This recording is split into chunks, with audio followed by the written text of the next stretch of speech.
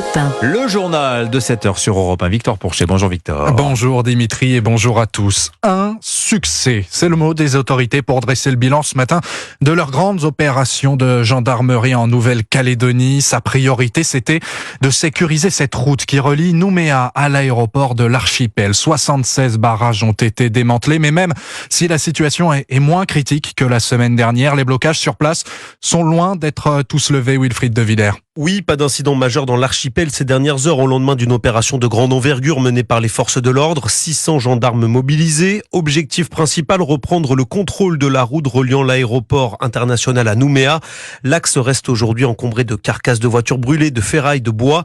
Les opérations pour dégager tous les barrages sont encore loin d'être terminées, comme l'explique la colonelle Marie-Laure Pesant, porte-parole de la gendarmerie. Il peut y avoir certains barrages qui se reconstituent. On a un gros travail de coordination à mener puisque vous avez des véhicules blindés qui vont libérer les axes et qui vont pousser ces barrages. Et il y a aussi ensuite une action qui doit être menée pour retirer tout ce matériel qui sert au barrage pour empêcher qu'il se reconstitue. Un déblocage des axes routiers essentiels pour l'acheminement des biens de première nécessité, des médicaments, mais aussi de la nourriture, alors qu'une pénurie alimentaire se profile en Nouvelle-Calédonie.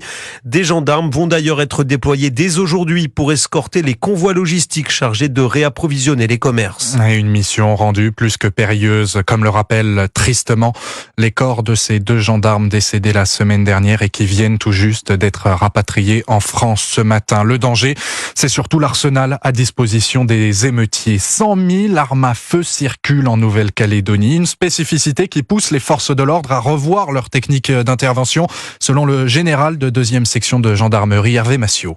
La Guyane, la Guadeloupe et particulièrement la Nouvelle-Calédonie font l'objet de scènes de cette violence avec armes de chasse, armes de grande chasse, dont les munitions sont comparables à celles que l'on utilise en cas de guerre, donc des calibres supérieurs à 7 mm. Nos hommes sont préparés, nos hommes sont équipés et on a des schémas d'intervention tactique pour pouvoir se protéger lorsqu'on est pris à partie par des armes à feu.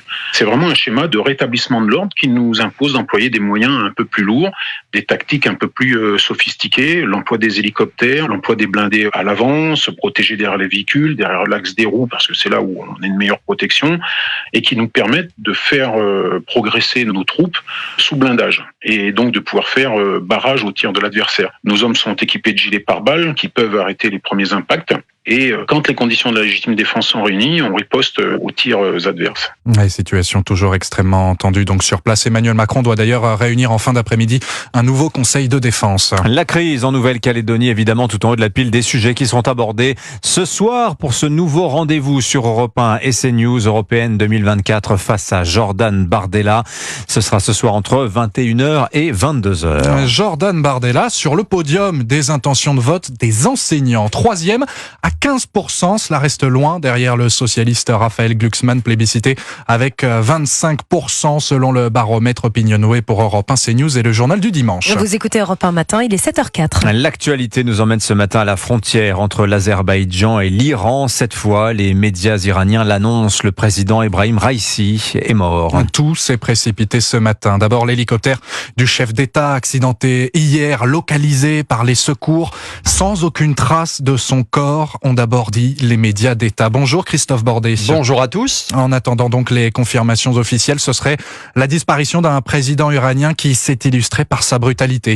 Oui, depuis juin 2021, date de son élection à la présidentielle, marquée par une abstention record et après une campagne durant laquelle il s'était engagé à défendre la liberté d'expression, Ebrahim Raïssi n'a cessé de mener une répression féroce. Encore samedi dernier, 7 personnes, dont 2 femmes, ont été pendues à Téhéran, plus de 220 condamnées à mort depuis le début de l'année. Une police des mœurs ultra-violente qui arrête et frappe sans ménagement les femmes en pleine rue parce qu'elles ne portent pas le voile. L'État islamique dans toute sa terreur. Procureur général à seulement 20 ans, Raïssi, âgé aujourd'hui de 63 ans, est un pur produit de la révolution islamique, ne répondant qu'à un seul maître, le guide suprême Ramenei. Raïssi ne fait montre d'aucune pitié pour ses adversaires à l'intérieur du pays, tout comme à l'extérieur.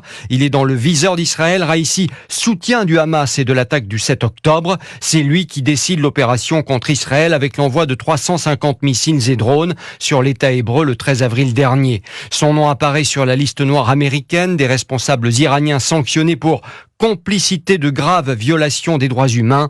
Raïssi surnommé le boucher de Téhéran.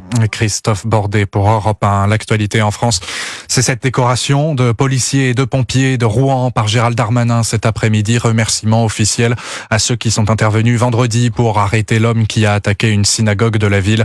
Il avait tenté d'y mettre le feu puis d'agresser les forces de l'ordre avant d'être abattu. Europe 1 matin, il est 7h06. Adieu congé parental et bonjour congé de naissance. Enfin pas tout de suite, mais très bientôt. Il n'y aura pas qu'un mot qui change d'ailleurs et les parents le déplorent. C'est une réforme voulue par Emmanuel Macron. Le congé parental, c'est aujourd'hui 3 ans payés environ 400 € mensuels pour les parents. Le congé de naissance, ce sera dès août 2025, 3 mois chacun, indemnisés à 50% du salaire. Moins de temps, plus d'argent, et ce n'est pas du goût de ses parents rencontrés par Louise Salé devant une crèche parisienne.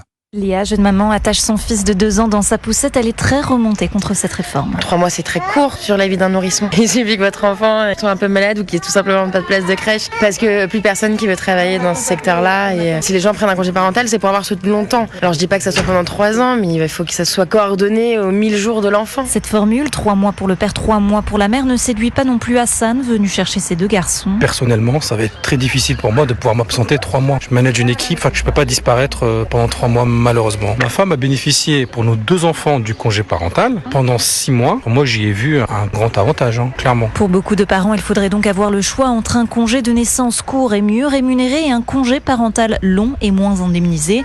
Jessica ne se voyait pas reprendre le boulot avant les 1 an de sa fille. Le fait de garder ma fille, c'était important pour moi et peut-être qu'il y a des mamans pour lesquelles c'est pas du tout le cas et je pense qu'on devrait avoir juste le choix. Le gouvernement organise des concertations. La suppression du congé parental pourrait ne pas avoir lieu tant que l'offre de place en crèche ne s'est pas élargie. Louise Salé pour Europe 1. Et puis prudence au volant aujourd'hui, quelques bouchons à prévoir sur les routes. En ce lundi de Pentecôte, c'est orange dans le sens des retours, nous dit Bison Futé. Le football et l'exploit des Brestois. Les Bretons directement qualifiés pour la Ligue des Champions la saison prochaine à un billet obtenu grâce à une victoire 3-0 à Toulouse, dénouement d'une saison historique qui a enflammé les supporters qui avaient fait le déplacement en Occitanie. Reportage Europe 1, Charles L'Huillier. Après leur victoire facile contre Toulouse, les joueurs brestois n'exultent pas. Ils restent sur la pelouse. Il ne faut surtout pas que Lille batte Nice. Ce match n'est pas tout à fait fini. Tous ont donc les yeux rivés sur leur téléphone. Siffle la fin. Terminé les gars, là, résultat. On a trop content, ça fait plaisir. La délivrance également pour Éric Roy, l'entraîneur. Je les aime ces joueurs, je les aime. C'est fantastique, c'est un scénario incroyable. Scénario aussi suivi depuis les tribunes par les 2500 supporters brestois qui ont fait 900 km pour l'occasion. Incroyable, on n'en revient pas, c'est un truc de fou. Maintenant on n'a plus qu'à profiter parce que je sais pas si on verra ça 2 fois. Profiter de l'instant présent, mais également rêver des futures joutes européennes face aux plus grands clubs. C'est à toi, Coupe d'Europe, Coupe d'Europe. Dans tous les cas, on donnera tout. Et surtout aller voir Mbappé au Real, ça serait magique. Avant de penser à battre le Real, il faudra que Brest remporte un dernier défi, celui du mercato d'été. Le club, aux moyens financiers limités, devra garder ses meilleurs joueurs, déjà très convoités. À Toulouse, Charles L'Huillier, Europe 1. Et parmi les autres équipes qualifiées en Coupe d'Europe, Lyon en Europa League, tout comme Lille. Lorient, en revanche, est officiellement relégué en Ligue 2 malgré son carton 5-0 contre Clermont. Et pas de Coupe d'Europe pour l'Olympique de Marseille. Ne me regardez pas avec ce sourire. Dimitri, s'il vous plaît. Bon, c'est un homme blessé qui parle. Je ne vous veux pas de mal. Il est un peu parano ce matin, Victor Porcher. Et alors, concernant Brest, Anissa Haddadi disait en antenne, mais elle a tout à fait raison. C'est le football romantique qui gagne. C'est le football populaire. 15e budget de Ligue 1 au début de la saison. Bravo. Merci beaucoup Victor Pourchet, c'était votre journal.